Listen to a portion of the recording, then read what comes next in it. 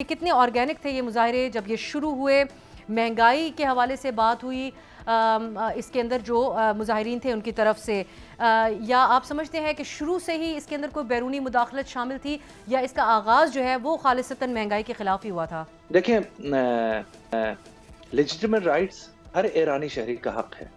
کہ وہ اپنے مطالبات پیش کرنے کے لیے، ظاہر ہے انفارچونیٹلی اکنامک کرائسس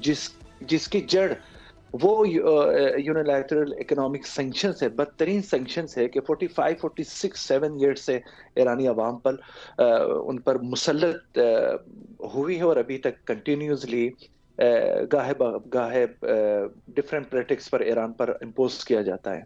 دیکھیں، یہ مظاہرے پہلے سے ہی جا رہے تھے اپنے سمت میں۔ پریزیڈنٹ پزشکیان کے ایڈمنسٹریشن نے مظاہرے کے کوئی تیسرے یا چوتھے دن میں ریچ آؤٹ کیا، جو کنسرن اتھارٹیز تھے وہ اچھے مذاکرات ہوئے تھے، بڑے کنسٹرکٹیو گفتگو ہوئی، لیکن آپ نے دیکھا یہ ایک دم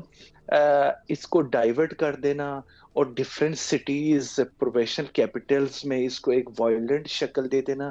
یہ وہ ایرانی عوام جنہوں نے ایون کہ وہ آج کل سڑکوں پہ نکلے تھے، جو صدر پزشکیان صاحب کو بھی ووٹ دیا تھا گزشتہ سال کے الیکشن میں، یہ ان کا ایک جائز حق ہے اکارڈنگ ٹو کانسٹیٹیوشن۔